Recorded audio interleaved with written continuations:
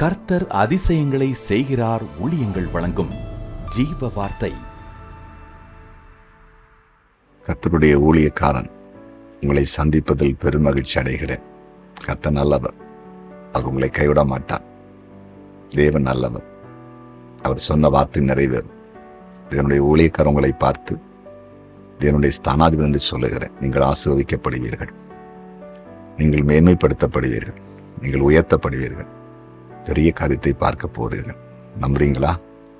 நம்புங்க, உங்கள் வாழ்க்கையெல்லாம் மாற்றி அமைத்திருவார். சில வேளை இத்தனை காலங்களும் வழி தெரியாம எங்க போகணும்னு தெரியாம ஓடிட்டு இருந்திருக்கலாம். இனி ஏசப்பட்ட நிரந்தரமா அவர்கிட்டே இருந்துருங்க. அவரை நம்புங்க, அவர் வழிகாட்டுவார். சரியா? புதிய காரியத்தை செய்வார். இன்றைய ஜீவார்த்தைக்கான வசனத்தை கேட்போமா? யோபு 5:20.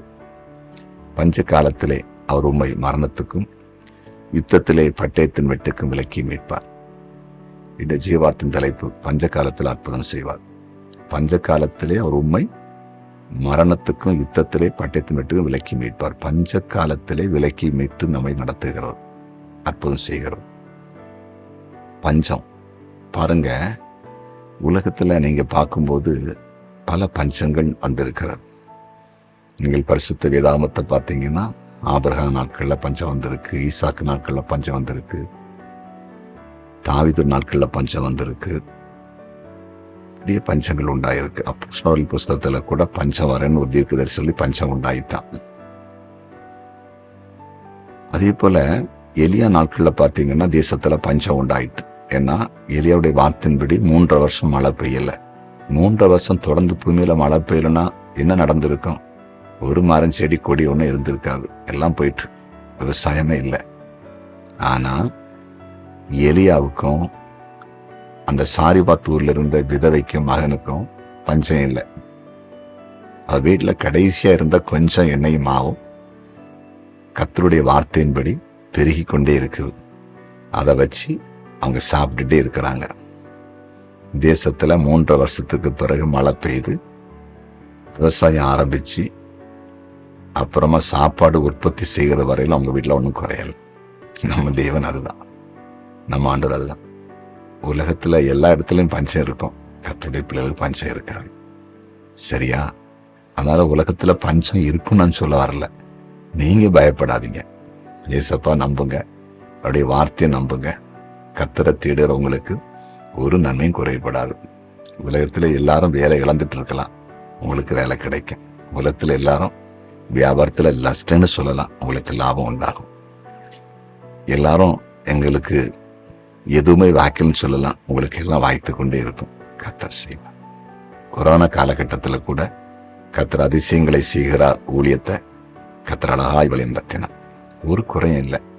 அந்த காலகட்டத்திலும் ஒரு சில லட்சங்கள் ஊழியது தேவை கரெக்டா ஆண்டவர் கொடுத்துட்டு இருந்தார். சரியா? அநேக மக்களை போஷிச்சோம். அந்த காலகட்டத்துல அநேக குடும்பங்களுக்கு அரிசி காய்கறி உணவுகளை கொடுக்கறதுக்கு வாய்ப்பு கொடுத்தார். தேவன் தெரியாது, ஆண்டவர் பெரியவர். எவ்வளவு பேர் அந்த கொரோனா காலகட்டத்தில் பாதிக்கப்பட்டாங்க, எத்தனை சபைகள் பாதிக்கப்பட்டு, ஆனாலும் சிலரை கர்த்தர் அதிசயமாகத்தான் நடத்தினார். அதே ஆண்டவர் உங்களோடு பேசுகிறார். பஞ்சத்துக்கு உங்களை விலக்கி காப்பார். பஞ்சம் மாறும், பயப்படாதீங்க. நெருக்கடி மாறும், தரித்திரம் மாறும். ஜெபிப்போமா? ஜெபிக்கலாம். ஆண்டவரே, உம்முடைய பிரசன்னத்துக்காக நன்றி, உம்முடைய கிருபைக்காய் ஸ்தோத்திரம். உம்முடைய வார்த்தை அப்படியே நிறைவேறட்டும். உடைய பிள்ளைகளை பஞ்சம் அணுகக்கூடாது. உலகம் முழுவதும் பஞ்சம் இருந்தாலும் உடைய பிள்ளைகளுக்கு எந்த பஞ்சம் இருக்கக்கூடாது. ஆகார பஞ்சமோ வஸ்திர பஞ்சமோ பண பஞ்சமோ இருக்கக்கூடாது. ஒரு செழிப்பு நிரந்தரமாய் வீட்டில குடும்பத்தில் இருக்கட்டும் என்று கட்டளையிடுகிறேன். இன்றைக்கு ஜீவார்த்தை கேட்டு ஜெபிக்கிற ஒருடைய வாழ்க்கையிலும் நிரந்தர செழிப்பு தங்கட்டும் என்று கட்டளையிடுகிறேன். நீர் அப்படி செய்கிறீன். நன்றி.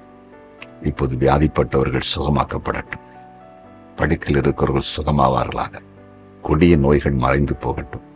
யாராவது மரணத்தின் பிடியில் இருந்தால் மரண கட்டிப்பை தெரிப்பதா, கண்ணீர் துடைக்கப்படுவதாக. யாராவது இனி நான் வாழ முடியாது, தற்கொலை தான் அப்படின்னு நினைச்சிருந்தாங்கன்னா தற்கொலை என்ன விலகி அற்புதம் நடக்கட்டும். பிறந்த நாளை காண்கிற ஒவ்வொருவரையும் ஆசீர்வதிக்கிறேன். திருமண நாளை காண்கிற குடும்பங்களை ஆசீர்வதிக்கிறேன். நீர் அப்படி செய்தி. நன்றி. இயேசுவின் நாமத்தில் பிதாவே.